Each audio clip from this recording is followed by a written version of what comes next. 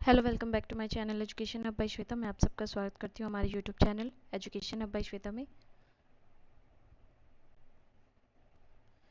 So friend, हमने कल किया था दिसंबर 2019 का जो सेकंड शिफ्ट था उसका हमने कल क्वेश्चन पेपर जो सॉल्व किया था। ठीक है, सेकंड दिसंबर का। ठीक है, 2 दिसंबर का जो हमने सॉल्व किया था आज हम करेंगे। 5 दिसंबर का आज हम सॉल्व करेंगे। ठीक है, 5 दिसंबर 2019 का शिफ्ट 1 का हम सॉल्व करने जा रहे हैं, सेट 7। ठीक है, यूजीसी नेट एनटीए जेआरएफ परीक्षा जो दिसंबर 2019 का ये आपका क्वेश्चन पेपर है, ये हम आज हल करने जा रहे हैं।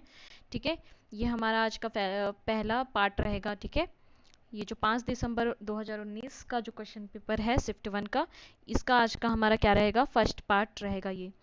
अच्छा, क्वेश्चन में आगे बढ़ने से पहले जो हमारे चैनल पे नए हैं प्लीज़ हमारा चैनल सब्सक्राइब कर लेंगे एंड बेल आइकन पे क्लिक कर देंगे, जिससे आगे की नोटिफिकेशन आप लोगों को मिलते रहेगी। ठीक है, चलिए तो जल्दी जल्दी से जुड़िए और सब सेशन को एक बार जल्दी जल्दी लाइक कर दीजिएगा और शेयर कर दीजिएगा। सेशन को एक बार शेयर जरूर कर दीजिएगा आप लोग जल्दी से।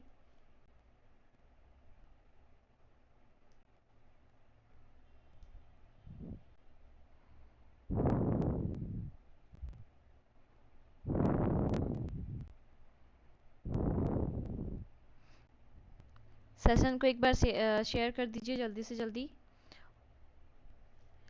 और जिन्होंने अब तक हमारा टेलीग्राम ग्रुप ज्वाइन नहीं किया है तो वो हमारा टेलीग्राम ग्रुप ज्वाइन कर लेंगे। वहाँ पे आपको सारे जो सब्जेक्ट हैं उनके पीडीएफ अवेलेबल कराई जाती है और ई बुक्स अवेलेबल कराई जाती हैं। क्विज क्वेश्चन कराए जाते हैं, आपको टेस्ट सीरीज कराई जाती है, तो प्लीज़ आप ज़रूर अटेंड कीजिए क्लास। ठीक है, आप लोगों के लिए प्रॉफिटेबल रहेगा।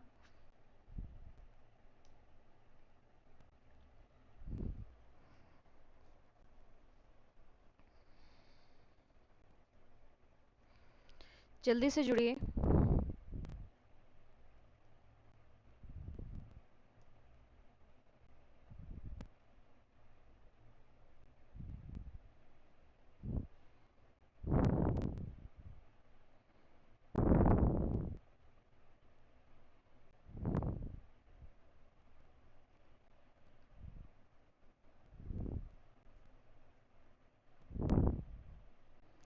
चलिए तो स्टार्ट करते हैं हम आज का अपना सेशन।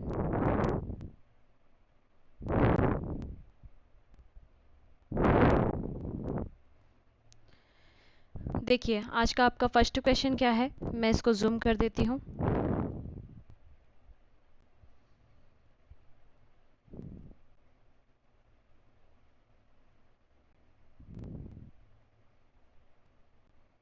दिख रहा है ना आप लोगों को? क्या है हमारा आज का फर्स्ट क्वेश्चन, देखिए।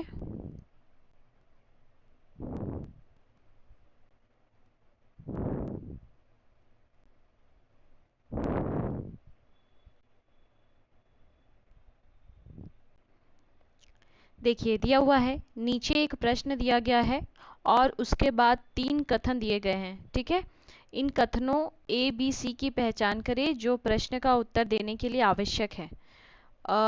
देखिए आपका प्रश्न क्या दिया हुआ है, एक कक्षा में अध्ययन करने वाले 30 छात्रों की औसत उम्र क्या है, यह आपको पूछ रहा है।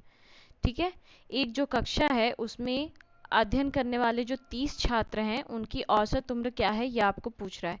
आपके देखिए ए बी सी में क्या दिया हुआ है आपका कथन।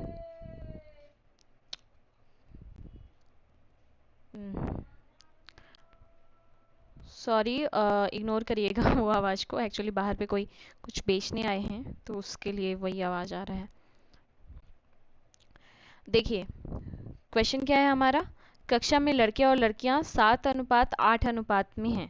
ठीक है, जो लड़कियों का लड़के और लड़कियों का अनुपात क्या है, 7:8 है। ठीक है, लड़के और लड़कियों की औसत आयु क्रमशः कितना है, 12.2 है।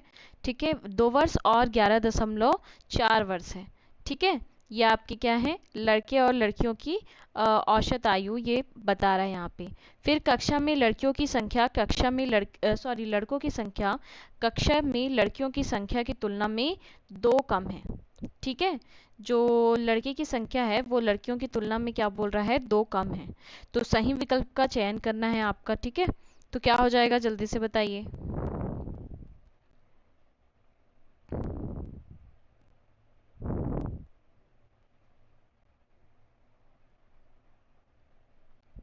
बताइए क्या हो जाएगा इसका आंसर।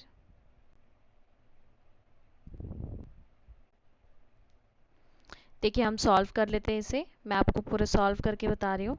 देखिए दिए गए प्रश्न में, आपका प्रश्न है उसमें क्या दिया गया है आपका कि जो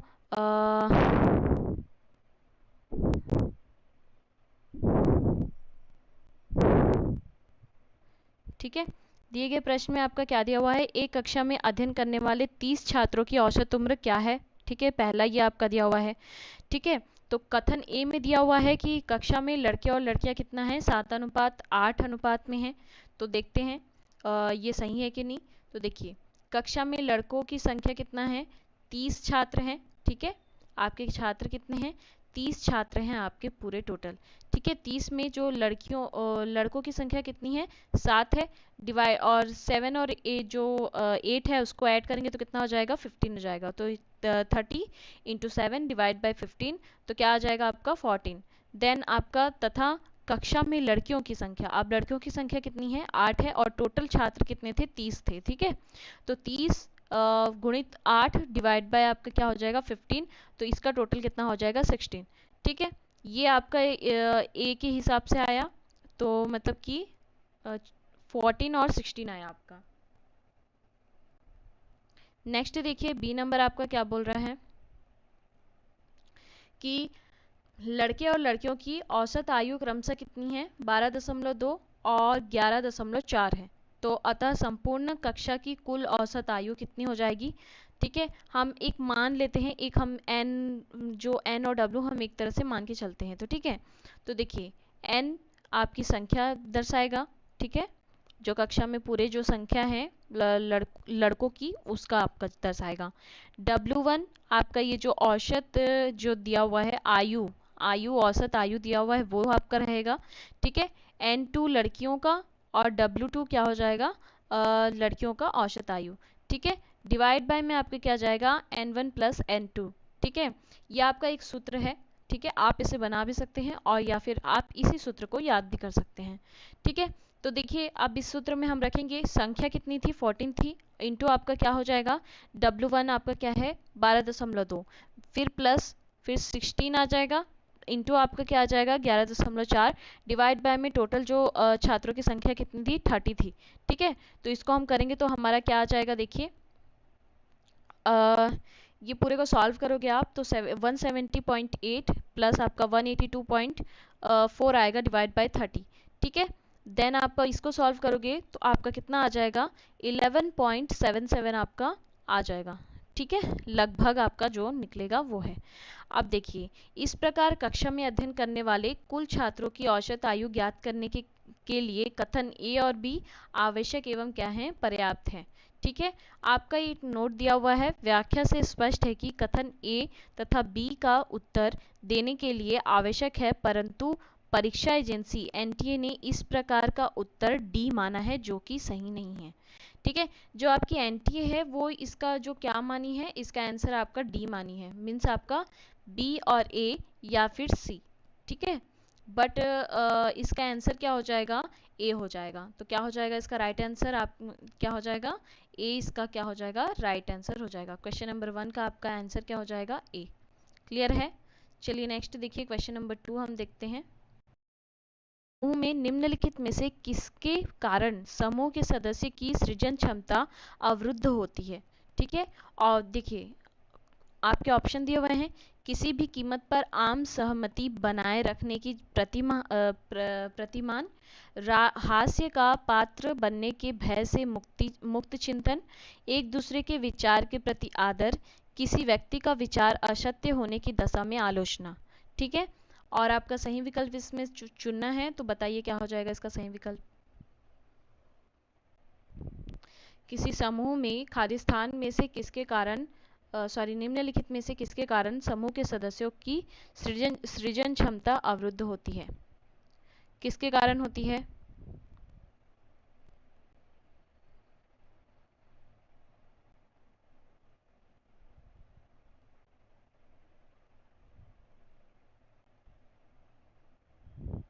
देखिए किसी भी जो आपकी समूह है उसमें जो आपकी जो सृजन क्षमता अवरुद्ध होती है वो किसके कारण होती है? एक तो आपकी किसी भी कीमत पर आम सहमति बनाए रखने की प्रतिमान, ठीक है, और आपकी दूसरी हो जाएगी किसी व्यक्ति का विचार असत्य होने की दशा में आलोचना। ठीक है, ये दो आपके हो जाएंगे, मीन्स इसके अकॉर्डिंग आपका आंसर क्या हो जाएगा? ऑप्शन नंबर डी आपका राइट आंसर हो जाएगा। क्लियर है? नेक्स्ट देखिए, देखिए यहाँ पे दिया हुआ है किसी समूह में किसी व्यक्ति का विचार असत्य होने की दशा में आलोचना व किसी भी कीमत पर आम सहमति बनाए रखने का प्रतिमान के कारण समूह के सदस्यों की सृजन क्षमता अवरुद्ध होती है। ठीक है, देखिए आप थर्ड नंबर क्वेश्चन आपका क्या है?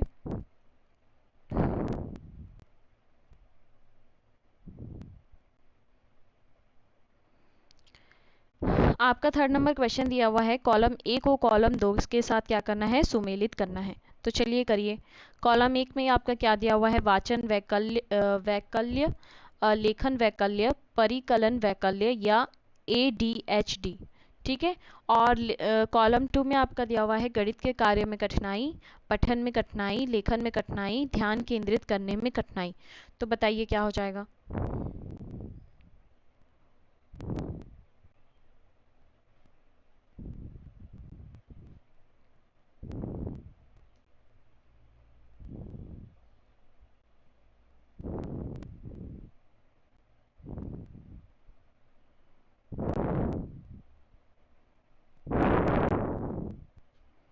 क्या हो जाएगा आंसर? जल्दी से आंसर कीजिए।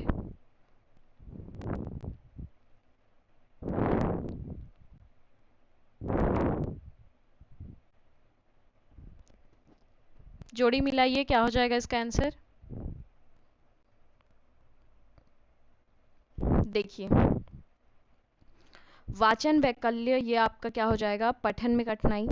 ठीक है, नेक्स्ट आपका दिया हुआ है बी लेखन वैकल्य, तो ये आपका हो जाएगा लेखन में कठिनाई। ठीक है, नेक्स्ट आपका दिया हुआ है परिकलन वैकल्य, तो ये आपका हो जाएगा गणित के कार्य में कठिनाई। और लास्ट आपका दिया हुआ है ADHD, तो ये आपका हो जाएगा ध्यान केंद्रित करने में कठिनाई। ठीक है, तो इसके अकॉर्डिंग आपका आंसर क्या हो जाएगा? 2, 3, 1 और 4। ठीक है, क्या हो जाएगा आपका? 2, 3, 1 और 4। तो देखिए आपका ये कहाँ दिया हुआ है 2, 3, 1, 4? फर्स्ट में तो 2 हमें नहीं दिख रहा है, सेकंड में हमें 2 दिख रहा है, थर्ड में हमें 2 नहीं दिख रहा है, फोर्थ डी में भी नहीं। तो सेकंड को हम देखते हैं, 2, 3, 1, 4। यस, ये हमारा राइट आंसर क्या हो जाएगा? D number, sorry B number हमारा क्या हो जाएगा? राइट आंसर हो जाएगा। क्लियर है? चलिए नेक्स्ट देखिए, क्वेश्चन नंबर 4 आपका।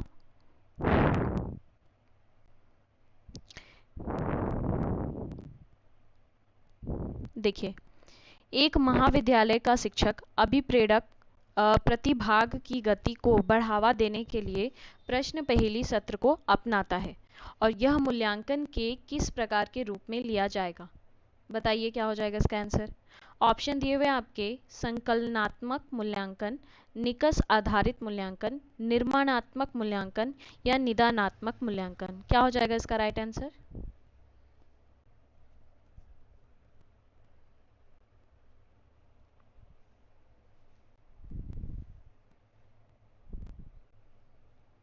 देखिए, ये क्वेश्चन हमने जो पेपर फर्स्ट हम लोग का दिसंबर 2 दिसंबर का जो हमने सॉल्व किया था 2019 का, हमने पेपर फर्स्ट शिफ्ट 2, तो उसमें ये क्वेश्चन आया था।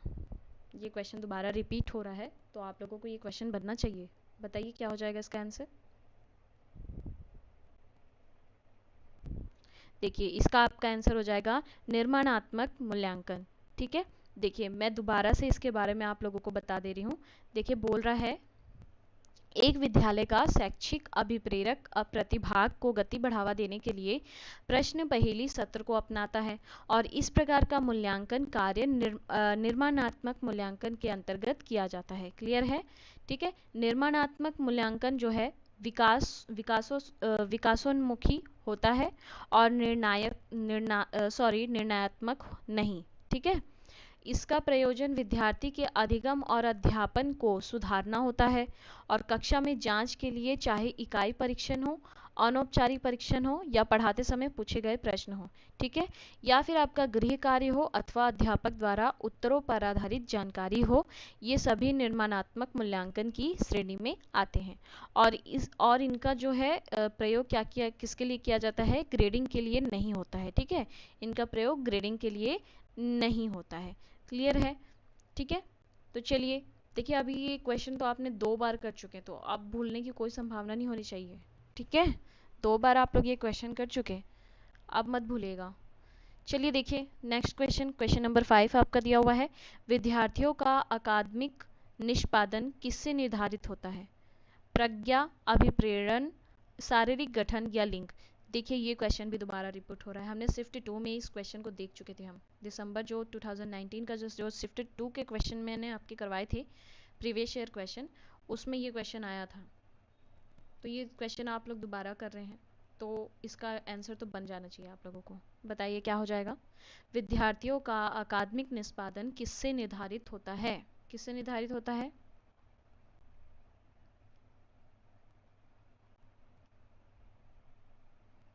देखिए ये आपका एक प्रज्ञा से निर्धारित होता है और एक आपका होता है अभिप्रेरण से, ठीक है। मीन्स इसके अकॉर्डिंग आपका आंसर क्या हो जाएगा, ए, केवल ए और बी, ठीक है। विद्यार्थियों का जो अकादमिक निष्पादन किसके द्वारा निर्धारित होता है, तो ये आपका प्रज्ञा और अभिप्रेरण दोनों के द्वारा निर्धारित होता है। क्लियर है। देखिए यहाँ पे आपको थोड़ा सा पूरा डिटेल भी दिया हुआ है, विद्यार्थियों का अकादमिक निष्पादन प्रज्ञा और अभिप्रेरण से निर्धारित होता है। नई शिक्षा नियमावली में एपीआई व्यवस्था शिक्षकों की गुणवत्ता मूल्यांकन के लिए है और इसके तहत मूल्यांकन की 3 श्रेणी बनाई गई है। प्रत्येक श्रेणी में वार्षिक आधार पर अलग अलग न्यूनतम अंक प्राप्त करने होंगे और तीनों श्रेणी क्या है, इस प्रकार है। देखिए आपकी श्रेणी क्या क्या है, शिक्षक प्रशिक्षण एवं मूल्यांकन और सह पाठ्योत्तर क्रियाकलाप, और आपका थर्ड है अकादमिक एवं अनुसंधान योगदान का मूल्यांकन। क्लियर है। अब देखिए यहाँ से आपका क्वेश्चन क्या हो जाता है, क्वेश्चन यूनिट 2 स्टार्ट हो जाता है आपका शोध अभिवृत्ति, ठीक है, रिसर्च एप्टीट्यूड आपका यहाँ से चालू हो जाता है यूनिट 2। क्लियर है। चलिए देखिए इसके क्वेश्चन देखते हैं, रिसर्च एप्टीट्यूड के क्वेश्चन हम देखते हैं। ये क्वेश्चन भी आपका दोबारा रिपीट हो रहा है, ये क्वेश्चन भी मैं करवा चुकी हूँ, देखते हैं कितने लोग बना पाते हैं। शोध अभिवृत्ति आधारिक सिद्धांत में शोधकर्ता सैद्धांतिक संतृप्ति होने तक सैद्धांतिक परिचयन के प्रयोग द्वारा डाटा संग्रह करते हैं और इस प्रक्रिया को निम्नलिखित क्रम में दर्शाया जा सकता है। कौन कौन से क्रम में दर्शाया जा सकता है, देखिए ऑप्शन दिए हुए हैं आपके, सैद्धांतिक प्रतिदर्श, डाटा संग्रह, डाटा विश्लेषण या सैद्धांतिक संतृप्ति, ठीक है। बी आपका दिया हुआ है सामान्य शोध प्रश्न, डाटा संग्रह, सैद्धांतिक प्रतिदर्श, डाटा विश्लेषण और सैद्धांतिक संतृप्ति, ठीक है। सी आपका दिया हुआ है सैद्धांतिक प्रतिदर्श, सामान्य शोध प्रश्न और डाटा संग्रह, सैद्धांतिक संतृप्ति, ठीक है। और डी आपका दिया हुआ है सामान्य शोध प्रश्न, सैद्धांतिक प्रतिदर्श और डाटा संग्रह और आपका डाटा विश्लेषण या फिर सैद्धांतिक संतृप्ति। तो क्या हो जाएगा इसका आंसर, जल्दी से बताइए। ये क्वेश्चन दोबारा आप लोग कर रहे हैं, ये क्वेश्चन रिपीट हो रहा है, ठीक है। ये आपके शिफ्ट 2 में भी आया था दिसंबर के, जो 2 दिसंबर को हुआ था शिफ्ट 2, उसमें भी आपका ये क्वेश्चन आया था। और अभी हम 5 दिसंबर का देख रहे हैं शिफ्ट 1, तो आपका इसमें भी आया है। देखिए आसपास ही आता है, ये रिपीट होते हैं क्वेश्चन जितने भी होते हैं। क्या हो जाएगा इसका आंसर, जल्दी से बताइए। तो देखिए आपका इसका आंसर हो जाएगा डी, सामान्य शोध प्रश्न पहले आता है, फिर आता है आपका सैद्धांतिक प्रतिदर्श, फिर आपका डाटा संग्रह किया जाता है, फिर डाटा विश्लेषण किया जाता है, फिर आपकी क्या आती है, सैद्धांतिक संतृप्ति आती है, ठीक है। मैं इसके डिटेल में आपको देखो यहाँ पे बता देती हूँ। हमारा क्या था, ऑप्शन नंबर डी हमारा आंसर था। आधारित सिद्धांत में शोधकर्ता सैद्धांतिक संतृप्ति होने तक सैद्धांतिक प्रतिचयन के प्रयोग द्वारा डाटा संग्रह करते हैं और इस प्रक्रिया को निम्नलिखित क्रम में दर्शाया जाता है। कैसे क्रम रहता है इसका, सामान्य शोध प्रश्न रहता है पहले, फिर सैद्धांतिक प्रतिदर्श, फिर डाटा संग्रह, डाटा विश्लेषण, देन लास्ट में क्या आ जाएगा आपका सैद्धांतिक संतृप्ति। क्लियर। एक्चुअली थोड़ा सा संतृप्ति ऐसा टाइप का है, तो वो बनता नहीं है जल्दी से बोलने के लिए। कोई नहीं, चलिए देखिए नेक्स्ट क्वेश्चन देखते हैं हम। क्वेश्चन नंबर 7 हमारा क्या है। एंड हाँ, आप लोगों से बहुत बड़ी शिकायत होती है मेरी कि आप लोग शेयर नहीं करते हैं सेशन को। ज़्यादा से ज़्यादा शेयर कीजिए प्लीज़, सपोर्ट कीजिए। आप लोग मुझे जितना सपोर्ट करेंगे मैं उतना ही आप लोगों के लिए बहुत ही अच्छे अच्छे सेशंस लेके आऊँगी, है ना। तो आप लोगों के सपोर्ट से ही तो मैं कुछ कर पाऊँगी, है ना। तो प्लीज़ सपोर्ट कीजिए, लाइक शेयर कमेंट सब कीजिए। देखिए नेक्स्ट है 7 नंबर क्वेश्चन। नृजत्रीय शोध में शोधकर्ता द्वारा निम्नलिखित में से कौन से कार्यकलाप किए जाते हैं। ऑप्शन है आपके, शोधकर्ता समुदाय के सदस्यों के साथ संरचनाबद्ध साक्षात्कार करता है, शोधकर्ता काफ़ी लंबी समयावधि तक सामाजिक व्यवस्था को अंगीकार कर लेता है, या शोधकर्ता वार्तालाप का श्रवण करता है और वार्तालाप करता है, या फिर आपका शोधकर्ता लोगों को कुछ कुप्रथाओं के बारे में जानकारी देता है। तो क्या हो जाएगा, नीचे कोड है आपके, सही विकल्प चयन कीजिए। क्या हो जाएगा राइट आंसर।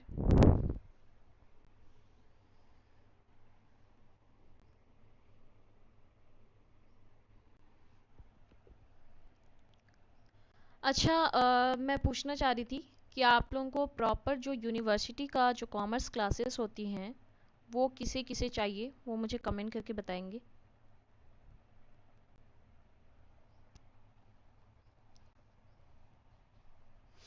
किसी किसे चाहिए प्रॉपर जो कॉमर्स के यूनिवर्सिटीज़ जो कोर्स होते हैं उसके जो क्लासेस हैं वो किसे किसे चाहिए, वो हमें कमेंट करके बताएंगे, ठीक है।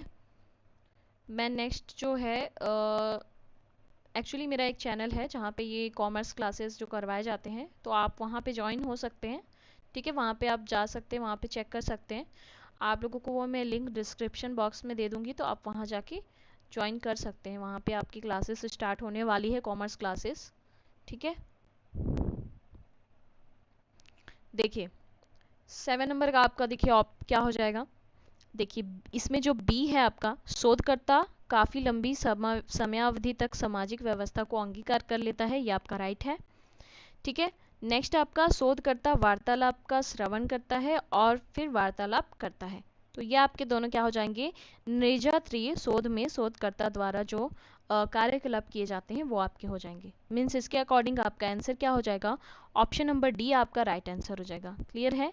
नेक्स्ट देखिए, देखिए यहाँ पे आपको पूरे निर्जात्रीय शोध में जो शोधकर्ता द्वारा किए जाने वाले कार्यकलाप है वो आपके यहाँ पे बताए गए हैं। शोधकर्ता काफ़ी लंबी समयावधि तक सामाजिक व्यवस्था को अंगीकार कर लेता है, शोधकर्ता लोगों को कुछ कुप्रथाओं के बारे में जानकारी देता है, थर्ड आपका शोधकर्ता सहभागी अवलोकन पद्धति का प्रयोग करता है, फोर्थ आपका शोधकर्ता अध्ययन किए जाने वाले परिवेश का एक हिस्सा होता है, ठीक है। ये आपके हैं क्वेश्चन। क्वेश्चन नंबर 8 देखिए अब आपका,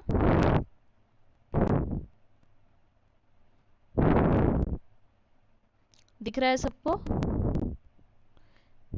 देखिए क्वेश्चन नंबर 8 आपका, शोध में नैतिक सिद्धांत के उल्लंघन के लिए उत्तरदायी दो तत्व कौन से हैं।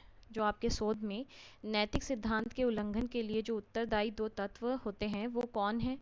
आपके ऑप्शन देखिए, प्रतिभागियों की क्षति, संसूचित सहमति का अभाव, प्रयोग पूरा होने के उपरांत प्रतिभागियों का स्वागत नहीं करना, और डी आपका है दुरूह प्रश्न पूछना, ठीक है। सही विकल्प दिया हुआ है, बताइए क्या हो जाएगा राइट आंसर।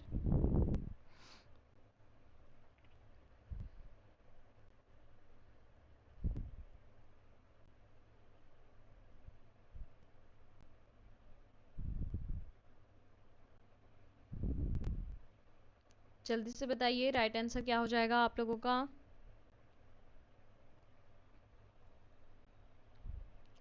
देखिए शोध में जो नैतिक सिद्धांत के उल्लंघन के लिए उत्तरदायी दो तत्व हैं वो आपके पहले तो हो जाते हैं प्रतिभागी की क्षति, और दूसरा आपका हो जाता है संसूचित सहमति का अभाव, ठीक है।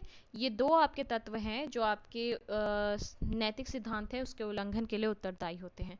तो क्या हो जाएगा इसके अकॉर्डिंग आपका आंसर, कोड में आपका आंसर क्या हो जाएगा? देखिए, फर्स्ट तो नहीं होगा आपका, सेकंड भी नहीं होगा, थर्ड में ए और डी दिया हुआ ये भी नहीं होगा। आपका राइट आंसर क्या हो जाएगा? आपका ऑप्शन हो जाएगा डी, ए और बी। क्लियर है? नेक्स्ट देखिए, देखिए यहाँ पे आपका दिया हुआ है क्वेश्चन नंबर 9 हम देखेंगे। देखिए,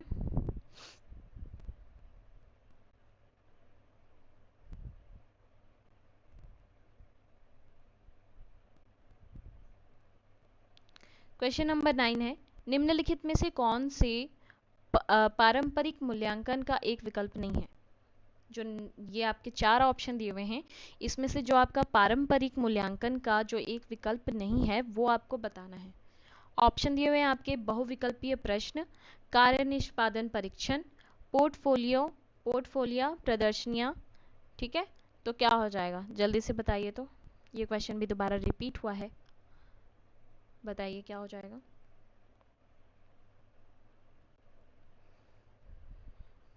कौन आपका पारंपरिक मूल्यांकन का एक विकल्प नहीं है? तो देखिए, ये आपका हो जाएगा बहुविकल्पीय जो प्रश्न है वो आपका एक पारंपरिक मूल्यांकन का एक विकल्प नहीं है। ठीक है, तो देखिए कुछ इसके बारे में विवरण है तो वो हम देख लेते हैं, बिकॉज जो विवरण है वही मेन होता है। ठीक है, उससे हमें हर हमेशा कुछ ना कुछ क्वेश्चन पूछता ही है। देखिए, कार्य निष्पादन परीक्षण, पोर्टफोलियो तथा प्रदर्शनी इत्यादि क्या है? पारंपरिक मूल्यांकन का एक विकल्प है। ठीक है, किंतु जो बहुविकल्पीय प्रश्न था वो हमारा क्या था? पारंपरिक मूल्यांकन का विकल्प नहीं था। हम हमारे क्वेश्चन में था। ठीक है, फिर बहुविकल्पीय प्रश्न का प्रयोग क्या मूलतः आधुनिक मूल्यांकन के रूप में प्रयोग किया जाता है। क्लियर है? और इस प्रकार के प्रश्नों का प्रयोग मूल्यांकन के दौरान किए जाने से कम समय में ही पूरे अध्ययन सामग्री मूल्यांकन कर लिया जाता है। ठीक है, तो देखिए अब यहाँ से हमारा क्या चालू हो जाता है? हमारा यहाँ से बोध, लोगों को मैं थोड़ा सा टाइम दे रही हूँ, आप लोग रीड कर लीजिए, बट एक्चुअली कोई फ़ायदा नहीं है। मैं ये आप लोगों को पीडीएफ प्रोवाइड करवा दूंगी, आप लोग वहाँ से रीड करके फिर क्वेश्चन आप अच्छे से रीड करके फिर आप अपना क्वेश्चन कर सकते हैं, क्योंकि यहाँ पे मैं आप लोगों को बताऊंगी तो फिर यहाँ पे मुझे ऐसे जूम इन करना पड़ेगा, देन आप लोगों को दिक्कत, बट तो भी मैं बताऊंगी क्वेश्चन, आप लोग एक बार रीड कर लीजिए। देखिए क्या हो जाएगा आपके दिया हुआ है, जो सारांश आपका दिया हुआ है, क्या दिया हुआ है? मैं यह नहीं कहना चाहता कि शिक्षण में मानवतावादी तत्व उपयोगितावादी तत्व से कम महत्वपूर्ण है। कल्पना शक्ति के संपूर्ण विकास के लिए थोड़ा बहुत महान साहित्य और थोड़ा बहुत वैश्विक इतिहास और थोड़ा बहुत संगीत, चित्रकला और वास्तुकला का ज्ञान अनिवार्य है। ठीक है, और सिर्फ कल्पना शक्ति के माध्यम से ही मनुष्य को संसार की विभिन्न संभावनाओं के बारे में पता चला।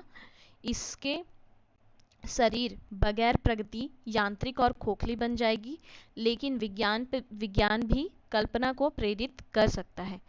मनोविज्ञान, ठीक है, बहुत हाल के वर्षों तक सहज अकादमिक अध्ययन का एक विषय हुआ करता था और व्यवहारिक कार्यों में इसकी उपयोगिता पर्याप्त कम थी। अब यह सब बदल चुका है। उदाहरण स्वरूप, अब हमारे पास औद्योगिक मनोविज्ञान है और नैदानिक मनोविज्ञान है और शैक्षणिक मनोविज्ञान है, और इन सब का पर्याप्त व्यवहारिक महत्व है। हम यह आशा और अपेक्षा कर सकते हैं कि निकट भविष्य में हमारे संस्थान में मनोविज्ञान का प्रभाव तेजी से बढ़ेगा। शिक्षा के क्षेत्र में तो इसका पहले से ही हितकारी और अच्छा प्रभाव रहा है। ठीक है, हमने पढ़ लिया पूरा सारांश। ठीक है, आई होप आप लोगों ने भी पढ़ लिया होगा। तो चलिए देखिए क्वेश्चन देखते हैं इससे रिलेटेड। हमारा फर्स्ट क्वेश्चन क्या हो जाएगा? परिच्छेद के अनुसार बहुत हाल के वर्षों तक मनोविज्ञान की बहुत ही कम क्या थी? बहुत ही कम क्या थी? अकादमिक उन्मुखीकरण था, अकादमिक अनुप्रयोग था, व्यवहारिक उपयोगिता थी, या कल्पना शक्ति के लिए उपयोगिता थी? जस्ट आप लोग अभी पढ़े हैं, पूरा सारांश आप लोग पढ़े हैं, तो बताइए क्या हो जाएगा इसका आंसर?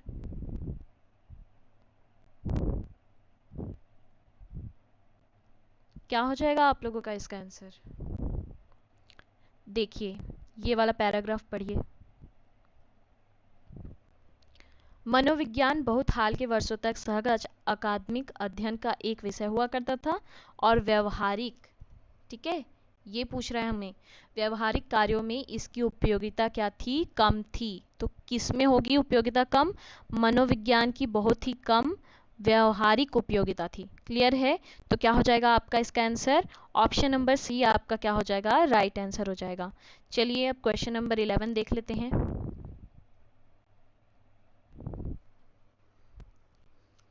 अब यहाँ पे दिया हुआ है परिच्छेद में लेखक किस बात को लेकर आशान्वित है। ठीक है, आपके ऑप्शन दिए हुए हैं शिक्षण में उपयोगितावादी तत्व, शिक्षण में कल्पना शक्ति की भूमिका में राश, प्रयोगशालाओं में मनोविज्ञान की भूमिका, संस्थानों में मनोविज्ञान के प्रभाव में अभिवृत्ति। तो क्या हो जाएगा इसका राइट आंसर? जो परिच्छेद है उसमें लेखक किस बात को लेकर आशान्वित है, मैं आपको दिखा देती हूँ एक बार और। ठीक है, इसमें देख लीजिए आपके जो लेखक हैं वो किस बात के लिए आशान्वित हैं।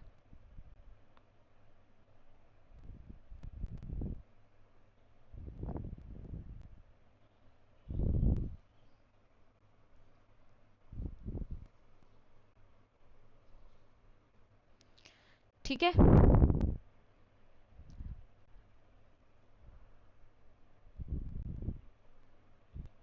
पढ़ लिया आप लोगों ने? पता चल गया आप लोगों को क्या हो जाएगा इसका आंसर? किस बात के लिए आशान्वित है? इसका आपका आंसर हो जाएगा डी नंबर। ठीक है, संस्थानों में जो मनोविज्ञान के प्रभाव में अभिवृद्धि है उसके लिए क्या है लेखक आशान्वित हैं। ठीक है, देखिए यहाँ पे दिया हुआ है वो वाला पैराग्राफ आपका, परिच्छेद में लेखक संस्थानों के मनोविज्ञान के प्रभाव में अभिवृत्ति को लेकर आशान्वित है।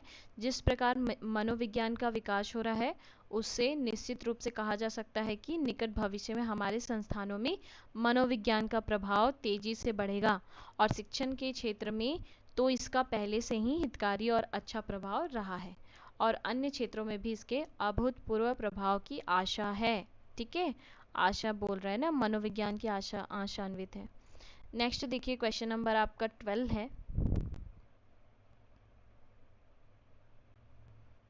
बोल रहा है इसमें परिच्छेद के अनुसार यदि कल्पना शक्ति का संपूर्ण विकास करना है तो निम्नलिखित में से किसका थोड़ा बहुत ज्ञान होना चाहिए?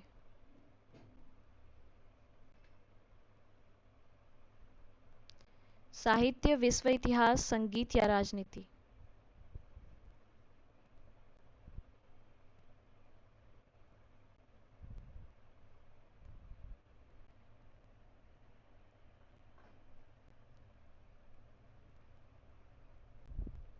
देखिए ये हमने पढ़ा था, परिच्छेद के अनुसार यदि कल्पना शक्ति का संपूर्ण विकास करना है तो निम्नलिखित में से थोड़ा बहुत ज्ञान होना चाहिए। किसका किसका?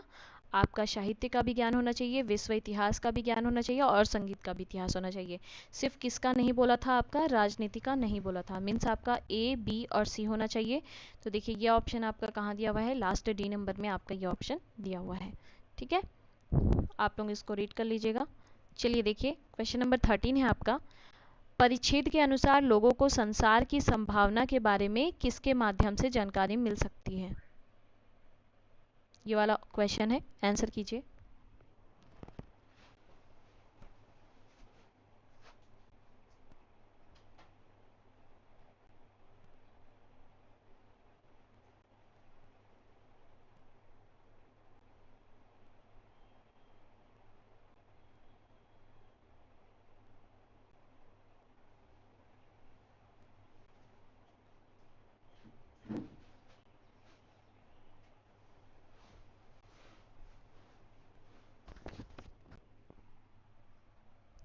क्या हो जाएगा इसका आंसर? परिच्छेद के अनुसार लोगों को संसार की संभावनाओं के बारे में किसके माध्यम से जानकारी मिल सकती है? साहित्य, इतिहास, कल्पना शक्ति या संगीत? क्या हो जाएगा इसका आंसर? बहुत ही इजी आंसर है, यह हम लोग पढ़ चुके हैं अभी। पूरे जो बोध सारांश है उसमें हमने पढ़ा था किससे होगी जानकारी मिल सकती है, तो कल्पना शक्ति से हमें इसकी जानकारी मिल सकती है। ठीक है, तो चलिए नेक्स्ट क्वेश्चन देखते हैं।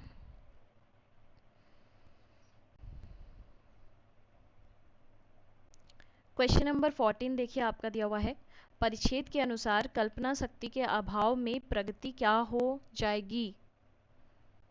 प्रगति क्या हो जाएगी? परिच्छेद के अनुसार कल्पना शक्ति के अभाव में प्रगति क्या हो जाएगी? देखिए ये आपकी हो जाएगी यांत्रिक। ठीक है, परिच्छेद के अनुसार कल्पना शक्ति के अभाव में जो प्रगति है वो क्या हो जाएगी, यांत्रिक और खोखली हो जाएगी, क्योंकि कल्पना शक्ति ही वह माध्यम है जो व्यक्ति को कुछ नया करने या नया खोजने की प्रेरणा प्रदान करता है, और यहाँ तक कि विज्ञान की कल्पना शक्ति को भी प्रेरित कर सकता है। ठीक है, अब देखिए क्वेश्चन नंबर 15 में आइए। यहाँ से हमारा क्वेश्चन क्या चालू हो जाता है, यहाँ से हमारा संप्रेषण चालू हो जाता है।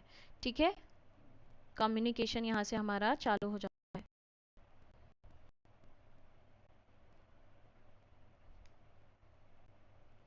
देखिए क्या दिया हुआ है कम्युनिकेशन का, निम्नलिखित प्रकार के संचार को उनके विशेष उदाहरण के अनुसार सुमेलित कीजिए। ठीक है, क्या क्या दिया हुआ है, संप्रेषण के प्रकार दिए हुए हैं और विशिष्ट उदाहरण दिया हुआ है। पहला प्रकार दिया हुआ है आपका औपचारिक संचार, ठीक है, फिर दिया हुआ है अनौपचारिक संचार, बाह्य संचार, फिर आंतरिक संचार दिया हुआ है। फिर आपके दिया हुआ है विशिष्ट उदाहरण में सरकारी एजेंसियां, परिपत्र, ज्ञापन और समूह श्रृंखला। तो क्या क्या हो जाएगा, सही विकल्प का चयन करके बताइए क्या हो जाएगा।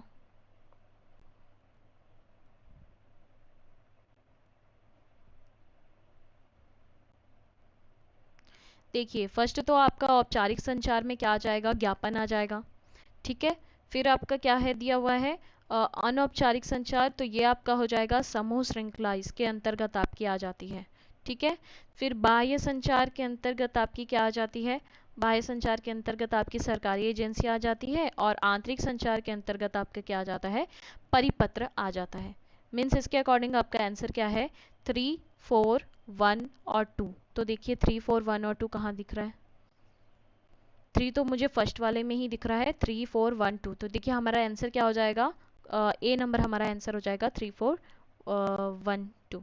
ठीक है, देखिए यहाँ पे भी आपको सही आंसर दिया हुआ है। अब क्वेश्चन नंबर 16 देखिए, यहाँ भी आपको क्या करना है, सुमेलित ही करना है। क्या दिया हुआ है, निम्नलिखित संचार चैनलों को इनकी विशेषता के आधार पर सुमेलित कीजिए। ब्लॉगिंग, टेलीविज़न, पत्रिकाएं, कलेक्शन साइट।